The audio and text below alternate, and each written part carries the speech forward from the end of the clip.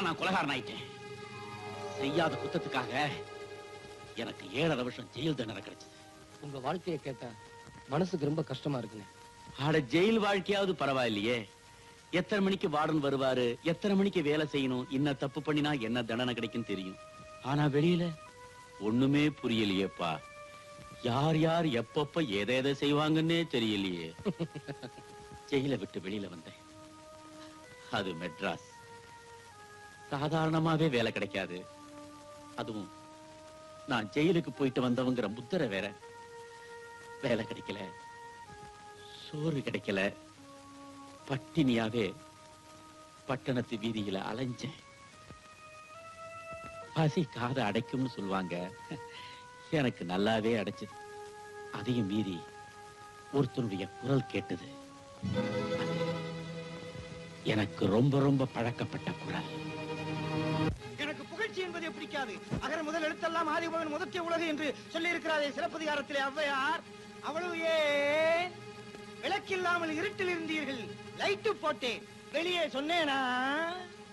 நடக்க ரோடு இல்லாமல் இருந்தீர்கள், ரோடு போட்டேன், வெளியே சொன்னேனா? இங்கே வருவதற்கு முன் தண்ணி போட்டேன், வெளியே சொன்னேனா? தவறாக நினைக்காதீர்கள். இந்த வட்டத்துக்கே தண்ணீர் சப்ளை செய்தேனே, அதை சொல்லுகிறேன். என் சிற்றுரையை முடிக்கும் முன் ஒன்றை மட்டும் சொல்லிக் கொள்ள ஆசைப்படுகிறேன். நான் எவ்வளவோ திறந்திருக்கிறேன். நான் திறந்தது என் மனைவிக்கு கூட தெரியாது. ஏன்னா அவர்கிட்ட நான் சொல்லல, அது ஏன் குற்றம். ஆனால் கோவிலை திறந்திருக்கிறேன், பேங்கை திறந்திருக்கிறேன், அவ்வளவு ஏன் பக்கத்து வீட்டையே திறந்திருக்கிறேன். தவறாக நினைக்காதீர்கள்.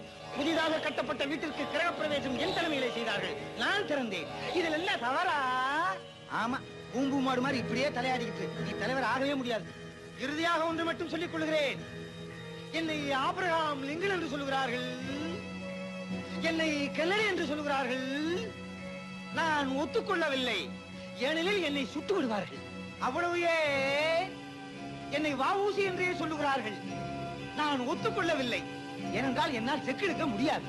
யார் என்ன எடுக்கிறது? யாரு என்ன தெரியல? நீயா? என் கருத்தை ஜீரணிக்காதவன் என் கழுத்தை நெரிக்க வர்றான். பாத்துக்கிட்டு சும்மா இருக்கீங்களே. உங்களுக்கு எல்லாம் உணர்ச்சி வரலையா? சொன்னா தான் வருமா? உண்மை தெரியாத ஜனங்க என்ன கல்லால் அடிச்சாங்க. அதையெல்லாம் தாங்கிக்கிட்டு மறுபடியும் அவனை தேடி அவன் வீட்டுக்கே போனேன். வணக்கம் தலைவரே. வாழ்க. யாரு?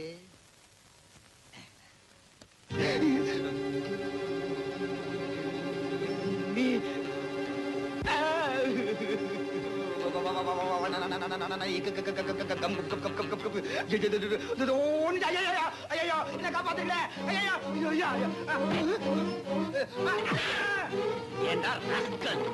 செய்யறதெல்லாம் அக்கறமும், மேடையில பேசுறது மட்டும் தத்துவமா? உன்னை என்ன செய்ய போறேன் தெரியுமா? நீயாவது சொல்லிட்டு செய்யுப்பா.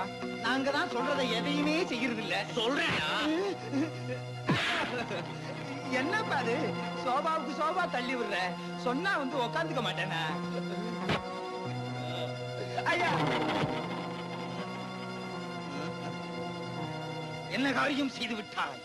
நீ அடித்தது என் தொண்டனுக்கு தெரிந்திருக்க வேண்டும், இல்லையே என் கட்சி குண்டனுக்காவது தெரிந்திருக்க வேண்டும். உன்னை அப்படியே பந்தாடி இருப்பார்கள்.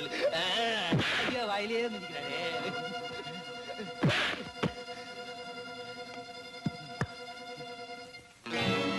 சுற்றுவேன், சுற்றுவேன், சுற்றுவேன்.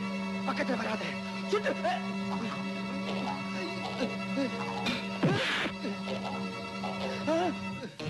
ஐயோ,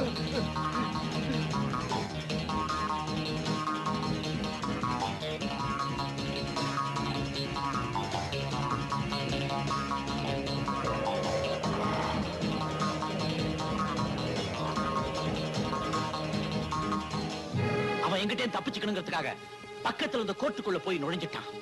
இந்த மாதிரி பையனுங்க ஏழைங்களை கொண்டு விட்டு அடிக்கடி கோர்ட்டுக்கு போய் தானே தப்பிக்கிறானுங்க. அவன் கோர்ட்டுக்கு போனான், கோயிலுக்கு போனான். விடுவனா?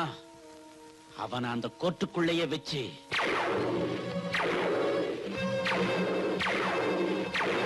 பயங்கரம். வக்கீலுங்க, ஜட்ஜுங்க, பெரிய பெரிய இத்தியாதிகள்லாம் வேடிக்கை பார்த்துக்கிட்டு பிரமிச்சு போய் நின்னானுங்க.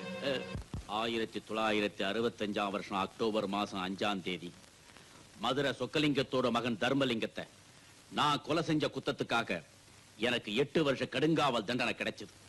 நான் யார கொலை செஞ்சதா எனக்கு தண்டனை கிடைச்சதோ அதே சொக்கலிங்கத்தோட மகன் தர்மலிங்கத்தை உங்க எல்லாருக்கும் முன்னாடி இப்பத்தான் நான் கொலை செஞ்சிருக்கேன். சட்டத்துல பொதுவா தப்பு பண்ண பிறகுதான் தண்டனையே கொடுப்பாங்க. ஆனா நான் தண்டனைய முன்னாடியே அனுபவிச்சுட்டு அதுக்குண்டான தப்ப இப்ப செஞ்சு முடிச்சிட்டேன். ஜட்ஜ்மெண்ட்ல என்ன சொன்னாங்க? சட்டம் ரொம்ப வேடிக்கையானதுப்பா. பணக்காரங்களை கண்டா சிரிச்சு பேசும், ஏழைங்க முன்னாடி ஊமையாயிடும். அதுக்கு கூட பணவரி அதிகம்னே. யார கொலை செஞ்சதா சொல்லி ஜெயிலுக்கு போனேனோ அவனை இப்பத்தான் கொலை செஞ்சேன்னு கோர்ட்ல எவ்வளவோ வாதாடி பார்த்தேன். சட்டம் அதை ஏத்துக்கலப்பா. மறுபடியும் எனக்கு தண்டனையை கொடுத்துடுச்சு. அது எப்படின்னு ஒருத்தரை 2 தடவை கொலை செய்ய முடியும்?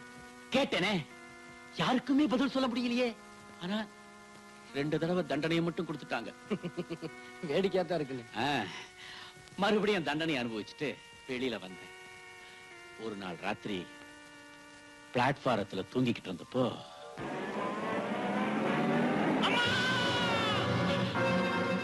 ஆளையே ஏத்தி கொல்லும் தான் அந்த பாவிங்க வந்தானுங்க. ஆனா யார் செஞ்ச புண்ணியமோ ஒரு காலோட போச்சு. அன்னையில இருந்து பணக்கார வர்க்கத்தையே ஒழிக்கணுங்கிறதான் என்னுடைய ஒரே குறி. இதே மாதிரிதான் ரேகாவும் மாட்டியிருப்பான்னு சொல்றீங்களா? கண்டிப்பா. அப்போ அவளை காப்பாத்தணும்னா உண்மையான கொலைகாரனை கண்டுபிடிச்சே ஆகணும்.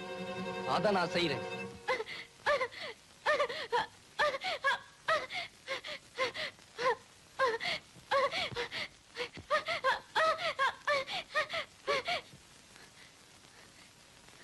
ஐயோ, பாவமே, இப்ப என்ன பண்றது?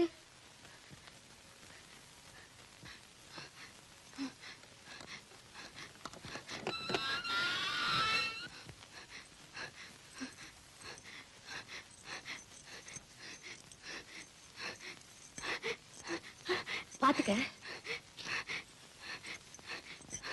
நான் போய் ஜெயிலரை கூட்டிட்டு வரேன்.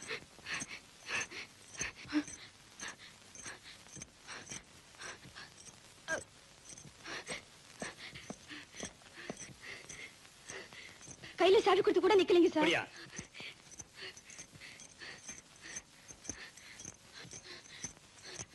சீக்கிரம் போய் ஆம்புலன்ஸ்க்கு ஏற்பாடு பண்ணுங்க.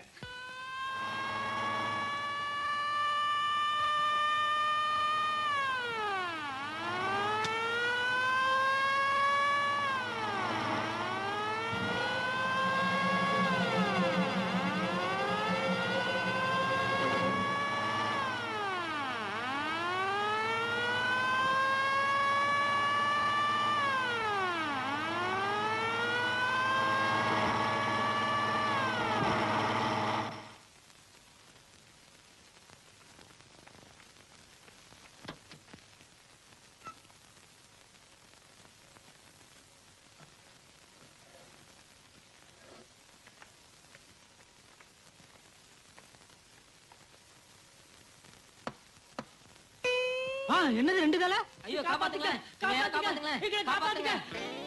ஐயோ